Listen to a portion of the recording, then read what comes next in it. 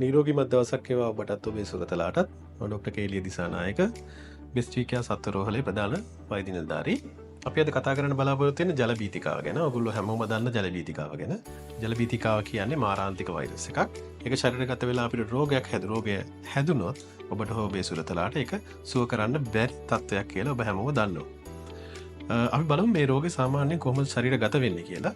සාමාන්‍යයෙන් මේ රෝගේ අපිට එන්න නම් ගොඩක් වෙලාවට ආසාදිත සතෙක්ගෙන් වෙච්ච සපාකෑමක් සීරීමක් හෝ ආසාදිත සතෙක්ගේ කේටය අපේ ශේෂ්මල පටක හෝ අපේ තුවාලක ගෑවීමක් සිද්ධ වෙන්න ඕනි. සහ කලාතුරකින් ආසාදිත කිරි හරක්ගේ කිරිවලින් කිරිපානය කිරීම නිසා ඉතාමත් කලාතුරකින් මේ රෝගේ අපිට ශරීරගත වෙන්න පුළුවන්. මම කිව්ව කරුණු කාරණා වලින් තමයි අපිට ශරීරගත වෙන්න පුළුවන්. එතකොට අපි බලමු දැන් මේක සපා කෑවට පස්සේ මොකද වෙන්නේ? සතෙක් දැන් ආසාදිත සතෙක් සපා කෑවොත් හරි ඒ අදාළ සතෙක්ගේ ශේෂ්මල කේටය අපේ ශරීරයට ඇතුළු වුණොත් ඒ ඇතුළේ ස්ථානයේ තියෙන ආසන්නත මාංශ පේශි වලට ආසාදනය වෙලා මාංශ පේශි තුලදී ඒක ගුණණය වෙලා ඉන් අනතුරුව තමයි ස්නායු පද්ධතියට ඇතුල් වෙන්නේ. ওই මාංශ පේශියකට ඇතුල් වුණාට පස්සේ ගුණණය වෙලා ඒක සාමාන්‍යයෙන් සැලකුතු මට්ටමකට ප්‍රමාණයකට ගුණණය වෙන්නේ. සමහරලාට දවස් කිහිපයක්, සති කිහිපයක්, මාස කිහිපයක් ඇතම් විදිහට වඩා කාල සීමාවක් ගත වෙන්න පුළුවන්. ඊට පස්සේ තමයි ස්නායු පද්ධතියට ගිහිල්ලා මොළේ සහ සුසුම්නාව ආසාදනය කරලා ඔබට මාරාන්තික තත්ත්වයන් නැති කරන්නේ. එතකොට අපි බලමු කාගෙන්ද මේ අපිට එන්න පුළුවන් මේ රෝග තත්ත්වය කියලා. ගොඩක් වෙලාට ශීරපායින්ගෙන්, ගොඩක් වෙලාට කියන්නේ ඇත්තටම ශීරපායින්ගෙන් එන්නේ.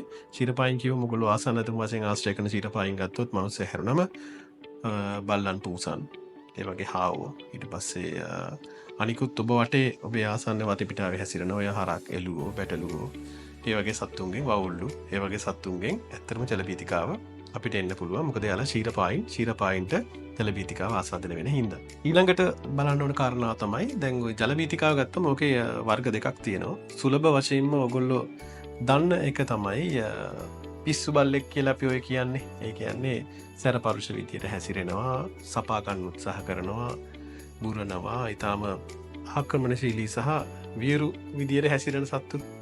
ඉතින් ඒක එක විදියක්. ඒකට ෆියුරියස් ෆෝම් කියලා කියනවා. සාමාන්‍යයෙන් ඒක සුලභව දකින එකක්.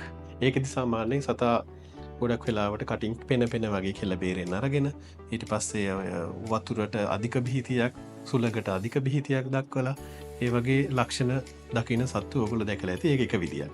තව විදියක් තමයි පැරලිටික් ෆෝම් එක. ඒ කියන්නේ අපි සාමාන්‍ය විවාහාරයේ කට්ටිය කියන්නේ ගොළු පිස්සුව කියලා. ඒකෙදි ගොඩක් වෙලාවට යටහනුව මේ සතාගේ යටහනුව පැරලයිස් වෙනවා. ඒකත් එක්ක ඊට පස්සේ කටින් කෙල පේරෙන්න අරනවා. ඊට පස්සේ හැංගෙන්න උත්සාහ කරනවා. ඇතැම් විට කලබලකාරී තත්ත්වයන් එන්න පුළුවන්. හැසිරින් නටා දක්වනවා. ගොඩක් වෙලාවට ඔන්න ඔය දෙවනියට කිව්ව ඔය පැරලිටික් ෆෝම් එක කියන එක ගොඩක් අය අඳුරගන්න අමාරු තත්ත්වයක් ගොඩක් අයට. එතකොට ගොඩක් අය හිතන්නේ මෙයාගේ කටේ කට්ටක් හිර වෙලා වගේ මොකක් හරි කටේ ප්‍රශ්නයක් තියෙනවා. ඒකේ හින්දා තමයි මෙයාට කන්න බැරි මෙහෙම හැංගෙන්නේ. මෙහෙම කෙල පේරෙන්නේ. ඇත්තට මේක නෙවෙයි හේතුව. යාර ජල බීතිකාවේ අර මම කිව්ව පැරලිටික් ෆෝම් එක තමයි හැදිලා තියෙන්නේ. එතකොට මෙතන කටේ තියෙනවා මේ යට ස්නායුවක් තියෙනවා ට්‍රයිජෙමිනල් නර්ව් කියලා. ට්‍රයිජෙමිනල් නර්ව් එක පැරලයිස් වෙන හින්දා කෙලගිලීමේ අපහසුතාවයක් සහ අපහසුතාවයක් සහ යටහනුව පැරලයිස් වෙන හින්දා තමයි එහෙම වෙන්නේ. ඒක හින්දා ගොඩක් අය ඔතනදී ගොඩක් අනුතුරුදායක තත්ත්වයන්ට පත් කරගන්නවා වාතාවරණය. මොකද කටට රත දානවා, ඊට පස්සේ ස්ලේස්මල ගාව ගන්නවා. මොකද හිතන්නේ වෙන සිද්ධියක් කියලා. කින්ද එතනදි තමත් පරිස්සම් වෙන්න ඕනේ. සැකසහිත කිසිම අවස්ථාවක කිසිම අවදානමක් ගන්න යන්න එපා. දැනගන්න ඕන අනිත් කාරණාව තමයි අපි ඇති කරන අය සතෙක් හරි අපි නොදන්න සතෙක් හරි අපිට සපා කෑවොත් හරි සීරුවොත් හරි අපි මොකද ඉස්සෙල්ලම කරන්න ඕනේ කියන එක. ඒක සාමාන්‍ය ඔයගොල්ලෝ ගොඩක් අය දන්නවා ඇති. හැකියක්මනින් හපා කාපු ස්ථානේ පුළුවන් තරම් පිරිසිදු කරන්න. ඒ වගේම හැකි ඉක්මනින් ළඟම රෝහලකට ගිහිල්ලා අවශ්‍ය ප්‍රතිකාර සහ එන්නත් ලබා ගන්න කිසිම පමාවීමකින් තොරව. සහ ඕගොල්ලෝ විශේෂයෙන් මේ කරුණු කාරණාත් එක්ක දැනගන්න ඕන සහ දැනුවත් වෙන්න ඕන විශේෂම දේ තමයි ගෙදර ඔබ සුරතලෙක් සදනවා නම්, එහෙම නැත්නම් සුරතලෙක් ගෙදරට අලුතෙන් ගේන්න බලාපොරොත්තු වෙමින් ඉන්නවා නම් අනිවාර්යෙන් ජල බීතිකාවේ එන්නත ලබා දීලා ඔබේ නිවසට ගේන්න. එහෙම නැත්නම් ගෙදරට ගෙනල්ලා ආසන්නතම පුළුවන් හැකි ඉක්මනින් එන්නත ලබා ගන්න. ඒ වගේ මේක දෙවෙනි මාත්‍රාව පළවෙනි එන්නතෙන් මාස 3ක් ඉක්මවන්න කලින් ලබා දෙන්න. ඊට පස්සේ ඔබ ජල බීතිකාවට ඔබත් ඔබගේ සුරතලත් දෙදෙනාම ආරක්ෂාකාරී වෙයි. සහ අපි දැන් මේ වගේ වීඩියෝ වලින් ඇත්තටම බලාපොරොත්තු වෙන්නේ ඩිස්ට්‍රික්කයා සත්ව රෝහල වාරිය පොළ විදියට.